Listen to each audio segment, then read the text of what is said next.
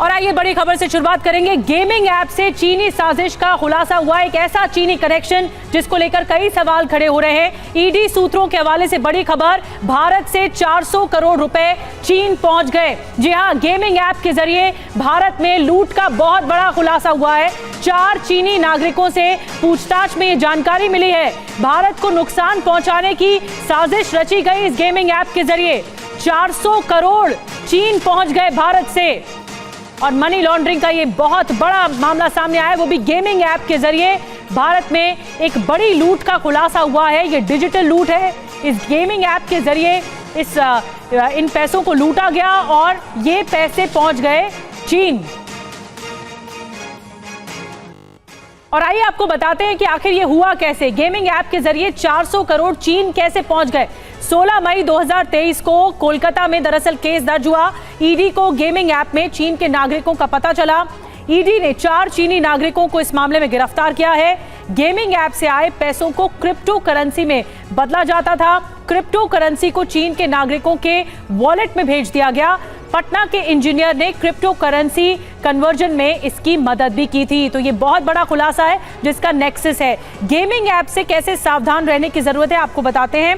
भारत के खिलाफ चीनी साजिश है और 4 चीनी नागरिकों पर शिकंजा कसा जा रहा है। एजेंसी की पूछताछ में इन बड़ा खुलासा हुआ है। जब इन लोगों से पूछताछ की गई, 400 करोड़ रुपए चीनी नागरिकों ने भारत से कमाए हैं। 25 करोड़ 3 लोगों के क्रिप्टो अकाउंट में सीज हुए। गेमिंग ऐप से ये धोखा देने की कोशिश हुई। भारत से पैसा चीन भेज दिया गया। और आपको बता दें, FIEWIN ऐप पर एक्शन लिया गया है। ऐसे कई प्लेटफॉर्म हैं जो कि इस तरह का इलीगल गेमिंग ऐप चलाते हैं और इसके जरिए टारगेट किया जाता है गेमिंग ऐप में युवाओं को। और युवाओं को कैसे टारगेट किया जाता है, उनको उलझाए रखना गेमिंग ऐप में। इनका प्लान क्या होता है, भारत की अर्थव्यवस्था पर चोट करना इनका प्लान होता है। एक बड़े पैमाने पर पैसा लगाया जाता है, डिजिटल पैसा लगाया जाता है, टारगेट सेट किया जाता है ताकि जो यूथ है, जो युवा है, वो भटक जाए और उलझकर पैसे लगा दें और यही पैसे फिर बाहर भेज दिए जाते हैं। ये नेक्सस का खुलासा कैसे हुआ और आगे कार्रवाई क्या हो रही है, ईडी कैसे कार्रवाई कर रही है, जितेंद्र शर्मा और ज्यादा जानकारी के साथ मौजूद हैं। जितेंद्र, इस मामले में ईडी ने एक बड़ा क्रैकडाउन किया है, क्या कुछ और डिटेल्स इससे जुड़ी हुई पता लगी है कि गेमिंग ऐप के जरिए इलीगली पैसा बाहर देशों में पहुंचाया जा रहा था? जी बिल्कुल, देखिए अब तक 400 करोड़ का जो खुलासा है वो तो हो चुका है, लेकिन अभी भी ईडी को उम्मीद है कि और भी खुलासे इस मामले में हो सकते हैं। दरअसल 5in करके ये एक चाइनीज़ गेमिंग ऐप है जिसके ज़रिए जो पैसा है वो बिटकॉइंस क्रिप्टो करेंसी के ज़रिए हिंदुस्तान से चाइना में भेजा जा रहा था। और अभी तक 1000 करोड़ रुपये का आंकड़ा जो अब ईडी के पास मौजूद है, लेकिन जो सबूत है वो 400 करोड़ तक के हैं।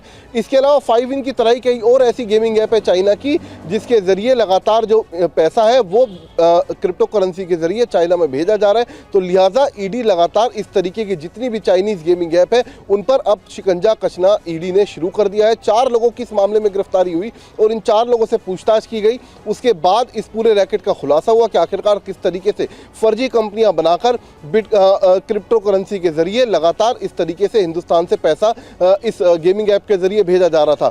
5in की तरह ही कई और गेमिंग ऐप हैं जो इस वक्त जांच एजेंसी के रडार पर है और उनको लेकर भी जांच एजेंसी ने अपनी तफ्तीश शुरू कर दी है। जी बहुत बहुत धन्यवाद। जितेंद्र बता रहे थे किस तरह से एक बिहार के इंजीनियर ने मदद की क्रिप्टो करेंसी में इस तरह पैसा लगाने की, और इन लोगों से पूछताछ की जा रही है जो लोग भी गिरफ्त में है। इस वक्त पूरा इन्वेस्टिगेशन चल रही है। मानहानि केस में संजय राउत दोषी करार दे दी गए। इस वक्त की बड़ी खबर, 15 दिन की सजा और 25,000 जुर्माना।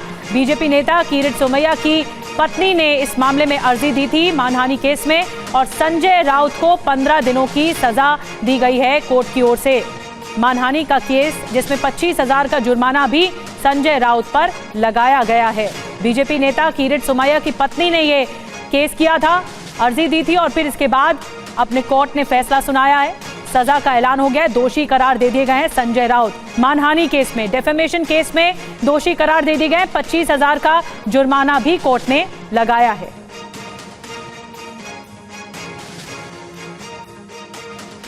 तो बड़ी खबर आपको बताते हैं, संजय राउत की मुश्किलें बढ़ गई हैं। संजय राउत को दोषी करार दे दिया गया डेफेमेशन केस में, जो कि किरीट सोमैया की पत्नी ने फाइल किया था। ज्यादा जानकारी राजीव दे रहे हैं। राजीव, कोर्ट ने क्या कुछ कहा है दोषी करार देते हुए? देखिए, कोर्ट ने साफ तौर पर संजय राउत को इस पूरे मामले में जो है दोषी करार दिया है और उन्हें जेल से लेकर कैश बॉन्ड भर के उसका जुर्माने की रकम भी लगाई गई है। लेकिन जिस तरह से संजय राउत ने यह आरोप लगाया था 100 करोड़ रुपए घोटाले का, किरीट सोमैया जो कि उनकी पत्नी है मेधा, उनके ऊपर की 100 करोड़ रुपए का शौचालय बनाने के नाम पर घोटाला किया गया है। उसके बाद किरीट सोमैया उसी दिन उन्होंने प्रेस कॉन्फ्रेंस लेकर सारे आरोपों को निराधार बताया था और उसके बाद में मुंबई के सीवड़ी कोर्ट में ये पिटीशन, डिफेमेशन की पिटीशन फाइल की थी और उस मामले में लगातार सुनवाई चल रही थी। कई सुनवाई से लगातार एब्सेंट भी रहे, कोर्ट में हाजिर नहीं हुए थे, उस पर भी कोर्ट ने नाराजगी जताई थी। जाहिर बात है कि संजय राउत ने जो बयान दिया था उनका बयान राजनीतिक बयान के तौर पर सामने आया क्योंकि उसमें कोई तथ्य नहीं था और इसीलिए आज कोर्ट ने ये वर्डिक्ट दिया है। जी, बहुत बहुत धन्यवाद आपका। इस बीच एक और पॉलिटिक्स से जुड़ी खबर, महाराष्ट्र में महायुति में एनडीए में सीट शेयरिंग का फॉर्मूला लगभग तय है, सामने आ चुका है। करीब 200 सीटों पर तीनों दलों में सहमति बन गई है। सूत्र बता रहे हैं बीजेपी 155 से 160 सीटों पर लड़ सकती है चुनाव, ये सूत्र बता रहे हैं। वहीं शिवसेना शिंदे जो गुट है 80 से 85 सीटों पर चुनाव लड़ेगा। ये पूरा चुनाव लड़ेगा शिवसेना जो शिंदे गुट है, और अजित पवार को 55 से 60 सीटें मिल सकती हैं। क्या कुछ फाइनल मुहर लगी है और बाकी आगे क्या पेच फंसा हुआ है? राजीव सिंह और ज्यादा जानकारी के साथ हमारे साथ बने हुए हैं। राजीव, सूत्र क्या बता रहे हैं कि क्या ये जो फॉर्मूला तय हुआ है जिसमें 155 से 160 बीजेपी लड़ेगी, क्या ये फाइनल है या आगे इस पर भी और माथापच्ची होगी?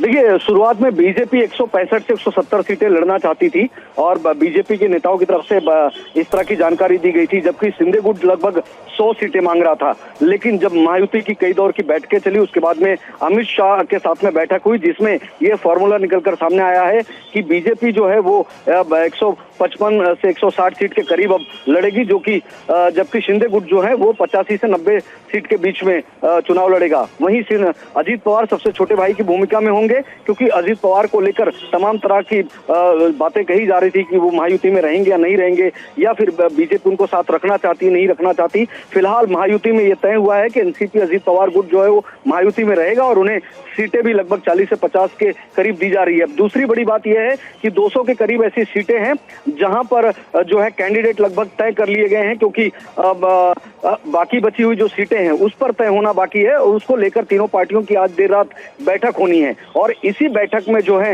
ये तय किया जाएगा कि जो सिटिंग विधायक हैं उनके अलावा जो बाकी सीटें होंगी उन सीटों पर कैसे उम्मीदवार तय किया जाए, क्योंकि जिताऊ उम्मीदवार होना चाहिए। ये महायुति के मीटिंग में ये बात तय किया गया है कि सबसे महत्वपूर्ण चीज है कि जो जिताऊ उम्मीदवार हो, जो पार्टी जीत सकती है उसी पार्टी के हिस्से में वो सीट दी जाए।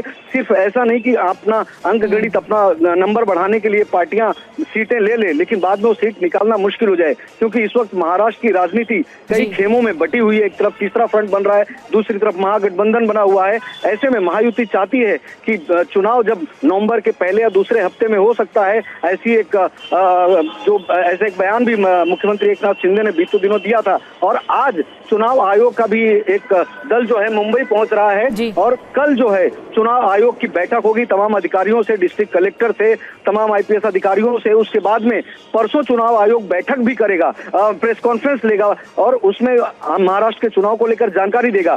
उससे पहले तमाम राजनीतिक दल जो हैं वो उनकी जो सीट शेयरिंग का मामला है या गणित का मामला है, सीटों के बंटवारे को लेकर, उसको तय कर लेना चाहते हैं। बिल्कुल सक्रियता बढ़ गई है, राजनीति में बहुत हलचल है महाराष्ट्र की। और जैसा कि हम बता रहे हैं कि एनडीए में सीट शेयरिंग फॉर्मूला तय हुआ, लेकिन जो बाकी बची सीटें उसमें जिताऊ उम्मीदवारों को मौका देने पर फैसला हो रहा है। हिमाचल प्रदेश नेम प्लेट विवाद पर टीवी9 से बोले हैं राजीव शुक्ला, यूपी मॉडल को लागू करने की बात है ही नहीं। राजीव शुक्ला का कहना है हिमाचल सरकार ने ऐसा कोई आदेश नहीं दिया, दुकानदार को आईडी डिस्प्ले नहीं करना पड़ेगा, ये राजीव शुक्ला ने साफ किया है। फैसले को गलत तरीके से देखा जा रहा है। कांग्रेस पार्टी के वरिष्ठ नेता और हिमाचल प्रदेश के प्रभारी राजीव शुक्ला जी हमारे साथ हैं। सर, आप लोग उत्तर प्रदेश की सरकार के मॉडल का हमेशा विरोध करते रहे हैं, लेकिन हिमाचल में आपकी अपनी सरकार, अपने मंत्री उसी मॉडल को आगे बढ़ाते हुए एक कदम आगे बढ़ते हुए दिख रहे हैं। तो मैं स्पष्ट कर देना चाहता हूं कि कोई उस मॉडल को नहीं बढ़ाया जा रहा है। हिमाचल सरकार ने ऐसा कोई आदेश पारित नहीं किया। विधानसभा में स्पीकर ने एक कमेटी बनाई है, क्योंकि वहां जो रेहड़ी वाले हैं, जो फुटपाथ पे सामान लगा, तो उसके लिए उसको नियमित करने के लिए कमेटी सुझाव देगी, जिसमें उनको बाकायदे जगह अलाट होगी कि आप फला जगह बैठ सकते, फला जगह नहीं बैठ सकते। उसके लिए जो आधार कार्ड लेके वो लाइसेंस दिया जाता है वो दिया जाएगा। कोई इस तरह की बात नहीं है कि उनको डिस्प्ले करना पड़ेगा, कि उनको ही लिखना पड़ेगा। वो यूपी का वो अलग बात है, ये एकदम अलग बात है। इसको गलत जो है इंटरप्रिटेशन दिया जा रहा है। मेरी विक्रमादित्य से भी बात हुई है, मेरी मुख्यमंत्री से भी बात हुई है, तो पूरी तरह से गलत है। कोई सरकार ने ऐसा आदेश नहीं दिया यूपी के पैटर्न पे। सोशल मीडिया पे उन्होंने पोस्ट डाला है, तो उसमें योगी आदित्यनाथ की तस्वीर डालने की वजह क्या आप लोगों ने उनसे जानकारी ली है कि एक दूसरे प्रदेश के मुख्यमंत्री जो इस तरह के मॉडल को लगातार एडवोकेट करते रहते हैं, उनकी तस्वीर कांग्रेस की? कोई मॉडल एडवोकेट नहीं किया जा रहा है योगी जी का। ये बिल्कुल से सरकार ने कोई आदेश ही नहीं दिया, तो कहाँ ये बात है। और उस स्वयं विक्रमादित्य से आप बात की, उस स्वयं स्पष्टीकरण देंगे इसका। लेकिन सर, सोशल मीडिया पे उन्होंने योगी आदित्यनाथ की तस्वीर डाली, क्या चल रहा है उसका पता नहीं है। तो ये राजीव शुक्ला जी हैं, और साफ तौर पर ये कहना है कि किसी भी तरह से उत्तर प्रदेश के मॉडल को आगे बढ़ाने की बात नहीं है। सोशल मीडिया पे जरूर उन्होंने एक पोस्ट डाला है जिसमें योगी आदित्यनाथ की तस्वीर है, और इस पर फिलहाल कांग्रेस पार्टी की ओर से कुछ नहीं कहा जा रहा है। और इस बीच हिमाचल के मंत्री विक्रमादित्य सिंह की सफाई भी सामने आई है। फैसले का योगी से कोई लेना देना नहीं है, योगी आदित्यनाथ से कोई लेना देना नहीं है। विक्रमादित्य सिंह ने कहा, हिमाचल प्रदेश के अपने मुद्दे हैं, अपनी चिंताएं हैं, प्रदेश में सुरक्षा से कोई समझौता नहीं होगा, ये भी उनकी ओर से कहा गया।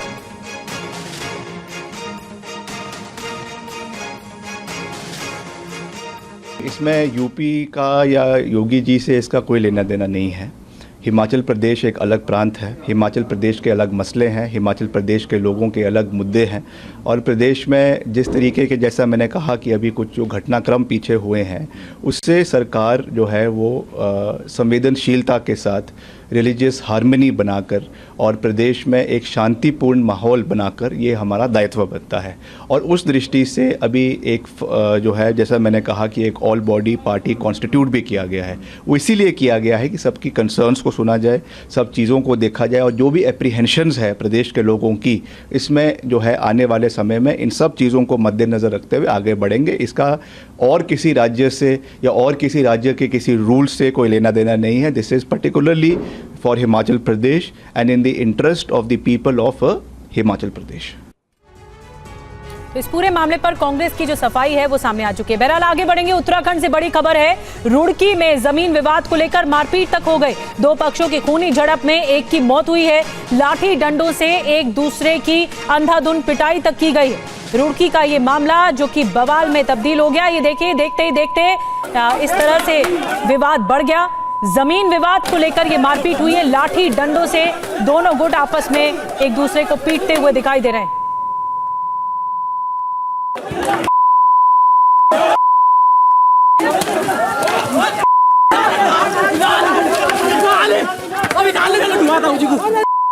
देख रहे हैं, दो गुट हैं और कुछ लोग घायल भी हुए हैं इसमें, और दोनों गुट के हाथ में लाठी और डंडे हैं। दोनों एक दूसरे को मारते हुए दिखाई दे रहे हैं। जबरदस्त मारपीट हो गई। ये जमीन से जुड़ा हुआ विवाद है, जिसके चलते हालात इतने बेकाबू हो गए कि लाठी डंडे बरसने लग गए। रुड़की की ये तस्वीरें हैं जहां पर ये खूनी संघर्ष दो गुटों में हो गया।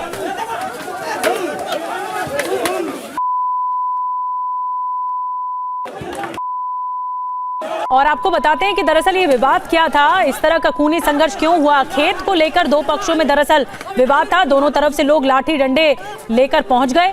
लाठी डंडे के साथ कुल्हाड़ी से भी हमला किया है। खूनी झड़प में एक की मौत हो गई है, कई लोग घायल हुए हैं। भयानक मारपीट का ये वीडियो है जो सामने आया है।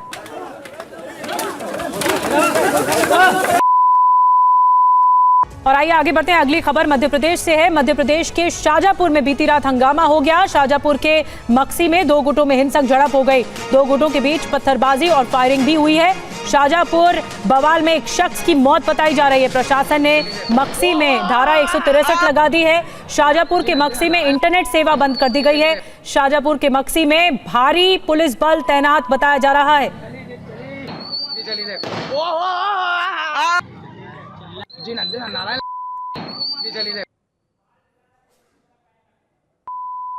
तो शाजापुर की तस्वीरें 25 सितंबर की तस्वीरें, जब रात इतना ज्यादा हंगामा हुआ कि बवाल मच गया। दो गुटों में पत्थरबाजी शुरू हो गई, फायरिंग शुरू हो गई। इस मामले में पुलिस ने शांत तो कराया है, धारा 163 भी लगा दी है। मक्सी इलाका बताया जा रहा है जहां पर अफवाहों को देखते हुए इंटरनेट सेवाएं बंद कर दी गई हैं। भारी पुलिस बल यहां पर तैनात किया गया है।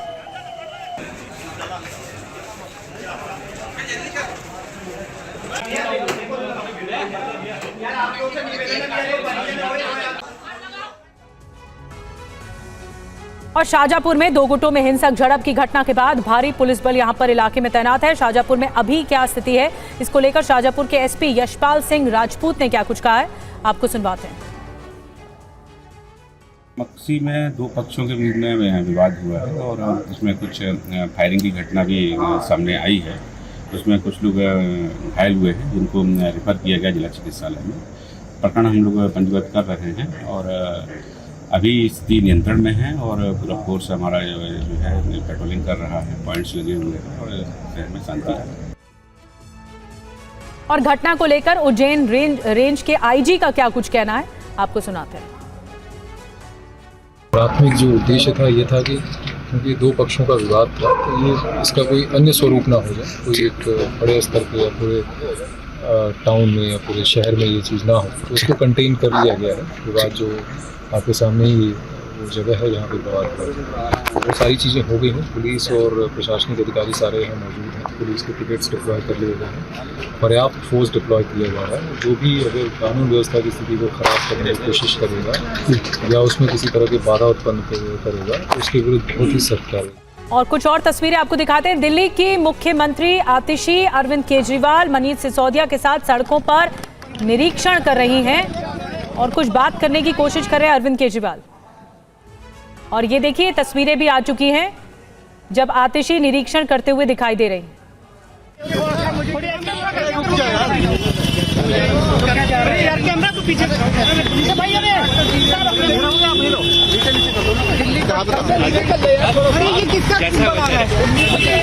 का जवाब सुन के बहुत दुख हुआ और बहुत शौक लगा कि क्या मुझे गिरफ्तार करने का उनका मकसद दिल्ली को ठप करना था? क्या मुझे गिरफ्तार करने का मकसद उनका दिल्ली सरकार को डीरेल करना था? क्या मुझे गिरफ्तार करने का उनका मकसद दिल्ली के लोगों को तकलीफ पहुंचाना, मुश्किलें पैदा करना था दिल्ली के लोगों के लिए? मैं दिल्ली के लोगों को कहना चाहता हूं कि मैं अब आ गया हूं, वो चिंता ना करें। जितने रुके हुए काम थे वो दोबारा शुरू होंगे। जितनी उनकी समस्याएं हैं उन समस्याओं को ठीक किया जाएगा। अभी हम लोग सब लोग डीयू में खड़े हैं और डीयू की ये सड़क जो है, ये अभी हम जो देख रहे हैं यहाँ पे पानी की पाइपलाइन डली है जिसकी वजह से सड़क टूट गई है। ये सड़क काफ़ी इस्तेमाल की जाती है। तो मैंने आतिशी जी जो सीएम है उनसे बात की, तो इस सड़क को अब तुरंत रिपेयर करवाया जाएगा और जल्दी इस सड़क को ठीक करवाया जाएगा। और भी जितनी सड़कें हैं दिल्ली की उनके ऊपर भी हम लोग मुआयना करेंगे और उनका भी हम रिपेयर का काम शुरू कराएंगे।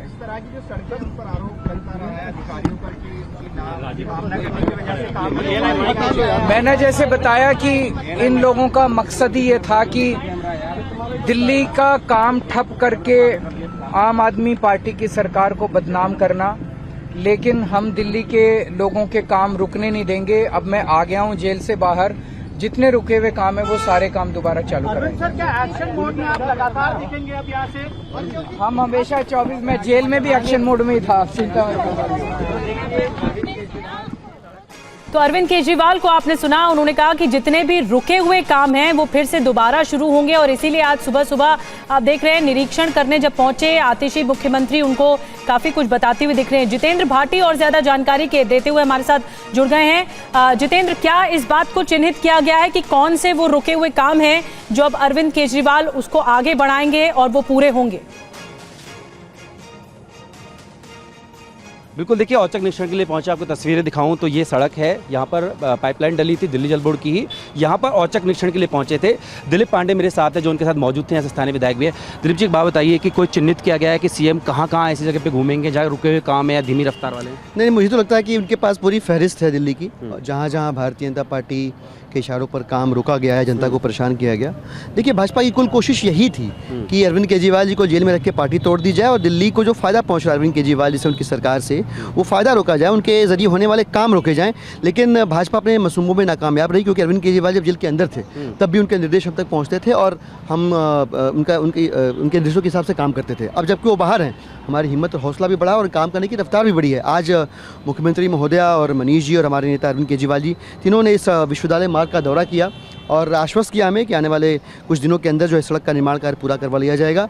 तो आप देखिए कि ये भारतीय जनता पार्टी के अहंकारी सियासी चेहरे पर जोरदार तमाचा है कि अरविंद केजरीवाल जी एक्शन मोड में हैं और पूरी ताकत के साथ, पूरी मुस्तैदी के साथ जनता की सेवा में लग गए हैं और काम होंगे। भाजपा कैसे रोकती है? सरकार आपकी, पीडब्ल्यूडी आपका, जल बोर्ड आपका, जिसके तो कैसे काम बीजेपी कैसे रोक पाती है? बड़ा आसान है सर, आप समझिए एलजी साहब को दिल्ली सरकार के सारे अधिकारी रिपोर्ट करते हैं। केंद्र की सरकार ने जो बिल लेके आई उसकी वजह से ऐसा होता है। आप अधिकारियों को आप डरा देंगे, वो काम करना चाहते हैं बेचारे, बुरे लोग नहीं हैं, लेकिन आप दबाव बना देंगे, डराएंगे, धमकाएंगे तो बेचारे अधिकारी क्या करेंगे? उनको भी नौकरी प्यारी है, यहाँ वहाँ नहीं आ रहा उनको, लिहाजा वो मजबूर होकर दिल्ली की जनता की सेवा करना चाहते हैं, फिर भी भारतीय जनता पार्टी के इशारों पर उनको नाचना पड़ता है। लेकिन अरविंद केजरीवाल जी ने हमेशा इंश्योर किया हुआ है कि चाहे कुछ हो जाए, जितेंद्र आएंगे आपके पास, दिलीप पांडे से खास बातचीत कर रहे हैं जितेंद्र, और वो साफ तौर पर कह रहे हैं कि जितनी भी सड़कें टूटी हुई हैं या बदहाल हैं उनको दुरुस्त करने का काम होगा। इसी को लेकर ये औचक निरीक्षण जुड़ा हुआ था अरविंद केजरीवाल और सीएम आतिशी का। और आज करनाल पर सबकी नजरें होंगी, क्योंकि करनाल के असंध में आज हरियाणा की सबसे बड़ी सियासी तस्वीर दिखने वाली है। नेता विपक्ष राहुल गांधी आज हरियाणा के रण में पहली बार रैली करेंगे। कुमारी सैलजा की नाराजगी के बाद ये पहली बार होगा जब भूपेंद्र सिंह हुड्डा और कुमारी सैलजा राहुल के साथ मंच साझा करेंगे। नाराजगी की खबरों को दूर करके उसके बाद आज ये मौका है कि जब एक साथ सभी नेता मंच पर दिखाई देंगे। तो आपको बता दें कि हरियाणा चुनाव में आज राहुल गांधी की 2 रैलियां होंगी। करनाल के असंध में राहुल गांधी की पहली रैली होगी और असंध में राहुल के साथ मंच साझा करेंगे हुड्डा और सैलजा। नाराजगी के बाद कुमारी सैलजा की पहली रैली होगी, जो कि कहा जा रहा था कांग्रेस की ओर से कि 1 हफ्ते बाद प्रचार शुरू करेंगे, और अब वो मौका है। हिसार के बरवाला में भी आज रैली है राहुल गांधी की। तो ये 2 रैलियां जो कि राहुल गांधी की होगी हरियाणा विधानसभा चुनावों को लेकर। इसके मद्देनजर एक बड़ा दिन है आज, क्योंकि सभी एक साथ जो कांग्रेस के दिग्गज नेता हैं वो एक साथ एक मंच पर साझा करते हुए दिखाई देंगे।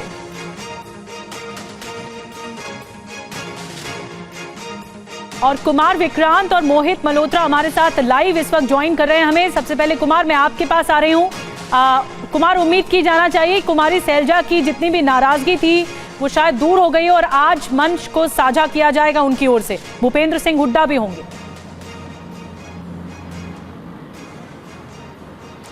जी, नाराजगी दूर तो नहीं हुई है, होल्ड पर ज़रूर चली गई है। राहुल गांधी और मल्लिकार्जुन खड़गे ने जो बीच बचाव किया उसके बाद में 12 सितंबर के बाद से कुमारी सैलजा ने हरियाणा में प्रचार नहीं किया है। वो दिल्ली में अपने समर्थकों से मिल रही हैं। ऐसे में अब तकरीबन 2 हफ्ते बाद यानी 14 दिन बाद 26 तारीख यानी आज जो कुमारी सैलजा के करीबी हैं शमशेर सिंह गोगी, उनकी विधानसभा सीट है असंध, जहां पर कि भूपेंद्र हुड्डा भी पहुंचेंगे, राहुल गांधी पहुंचेंगे और वहां पर एक कांग्रेस पार्टी एकजुटता का संदेश देने की कोशिश करेगी। और जो दूसरी सीट है बरवाला, वहां से भूपेंद्र हुड्डा के करीबी उम्मीदवार हैं, जहां राहुल गांधी, कुमारी सैलजा और हुड्डा मौजूद होंगे। और एक तरीके से आप कह सकते हैं कि राहुल गांधी की मौजूदगी में हरियाणा में जो गुटबाजी है, जो आपस में टकराव दिखाई पड़ रहा था, उसको एक मंच पर एक साथ लाकर एकजुटता का संदेश देने की कोशिश आज की जाएगी। बिल्कुल, यूनिटी दिखाने की कोशिश होगी, एकजुटता का संदेश देने की कोशिश होगी।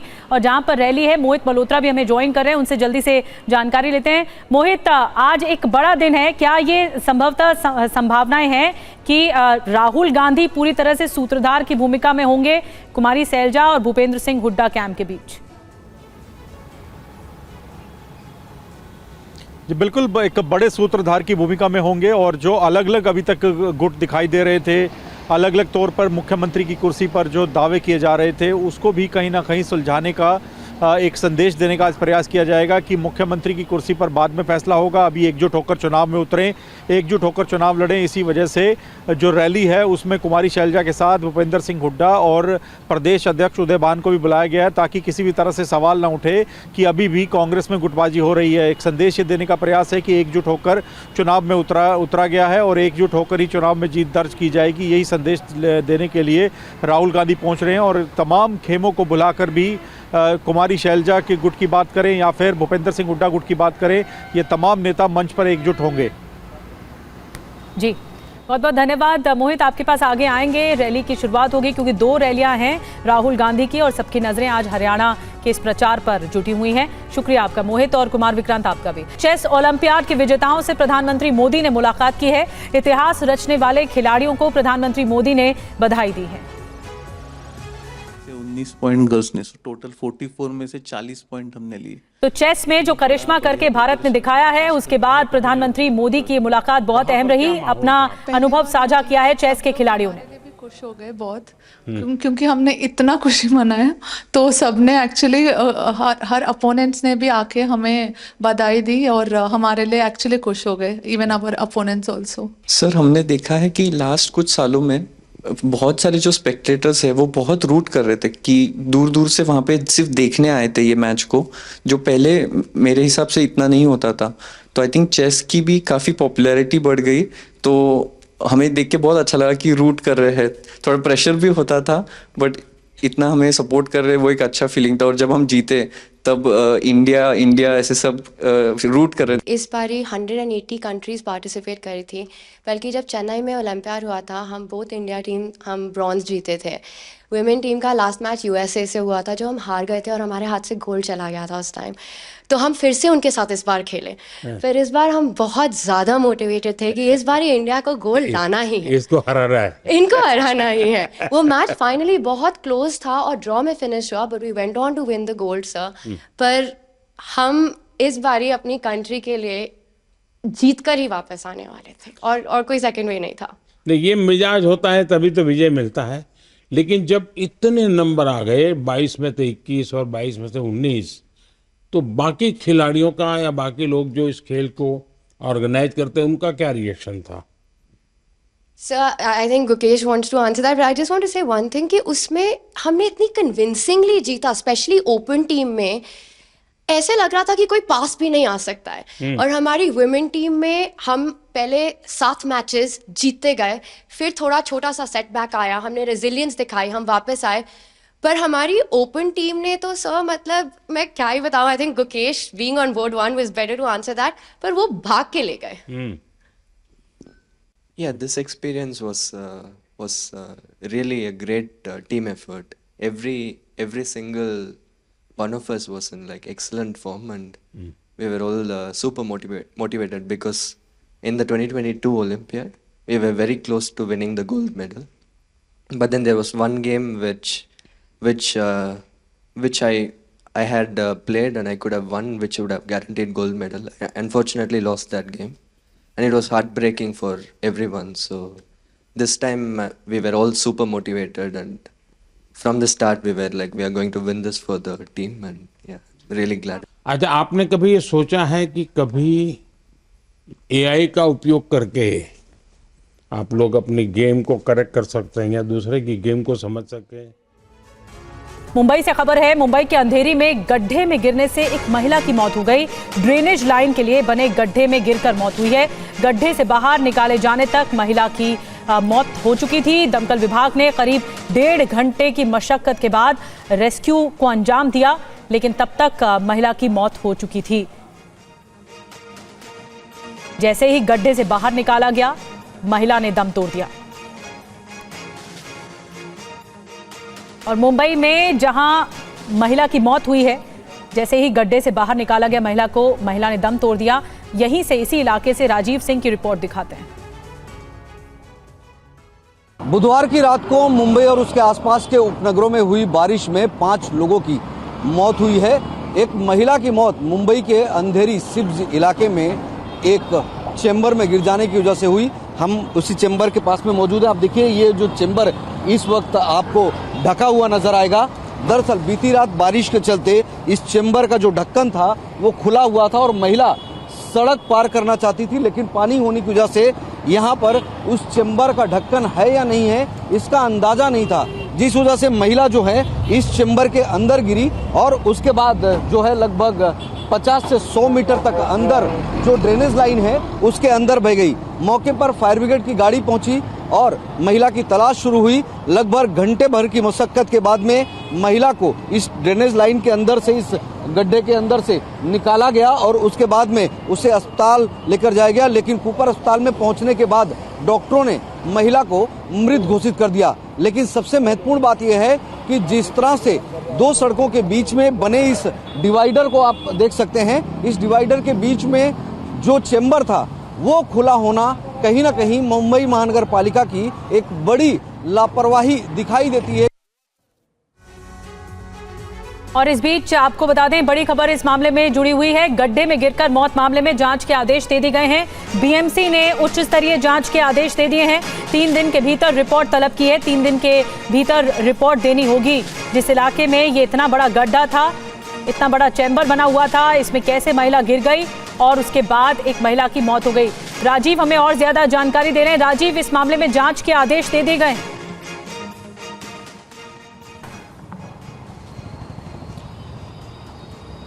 बिल्कुल, देखिए, बीएमसी कमिश्नर ने 3 सदस्यीय एक टीम बनाई है और उस 3 सदस्यीय टीम को जो डिप्टी कमिश्नर है बीएमसी के देवीदास क्षीरसागर वो लीड करेंगे। उसके अलावा 2 और अधिकारी इस टीम में है जो इस पूरे मामले की जांच करेंगे कि आखिर अंधेरी के सिब्ज इलाके में यह हादसा हुआ कैसे, किसकी लापरवाही से, किसकी गलती से एक महिला की जान चली गई। एक ऐसी महिला जो न कि सिर्फ अपना घर चला रही थी बल्कि अपने बीमार पति का इलाज भी खुद की कमाई से कर रही थी और अब इस महिला की मौत के बाद उस घर पर दुखों का पहाड़ टूट गया है। अभी तक बीएमसी की तरफ से कोई जिम्मेदारी नहीं ली गई है। बीएमसी ने ना अपनी गलती मानी है, ना ही राज्य सरकार या बीएमसी ने कोई कंपेंसेशन देने की बात कही है। हमारी पीड़ित परिवार से भी बात हुई, उन्होंने साफ तौर पर बीएमसी पर आरोप लगाया कि सड़क के बीचों बीच डिवाइडर पर कोई चेंबर कैसे खुला रख सकता है, वो भी बारिश के सीजन में जब लगातार मुंबई में पिछले 2 से 3 दिनों से बारिश हो रही है। बीएमसी को उन जिम्मेदार दोषी अधिकारियों पर कड़ी कार्रवाई करने की जरूरत है। साथ साथ पीड़ित परिवार के बारे में भी राज्य सरकार को और बीएमसी को सोचना चाहिए। बहरहाल जांच का नतीजा क्या निकलेगा ये तो 3 दिन के बाद पता चलेगा, लेकिन ये तो निश्चित है कि इस पूरे मामले में लापरवाही दिखाई देती है, क्योंकि सड़क के बीचों बीच कोई चेंबर कैसे खुला रख सकता है। यहाँ पर कोई भी एक हादसा हो सकता था। अगर कोई सामान्य व्यक्ति भी, बारिश का सीजन ना हो तो भी उस चेंबर में गिर सकता था, उस गंभीर रूप से चोटिल हो सकता था या उसकी जान जा सकती थी। यहाँ तो चेंबर के ऊपर तक पानी भरा था, उस महिला को यह भी नहीं पता चला। बहुत बड़ी लापरवाही सामने आई। राजीव, रोक रही हूं मैं आपको। एक बहुत बड़ी लापरवाही सामने आई जिसकी जिम्मेदारी बीएमसी ने नहीं ली, लेकिन अब बीएमसी कमिश्नर की ओर से इस पूरे मामले पर जांच के आदेश दे दिए गए हैं, क्योंकि ड्रेनेज सिस्टम, मुंबई के ड्रेनेज सिस्टम पर बहुत बड़े सवाल खड़ी करती है ये घटना।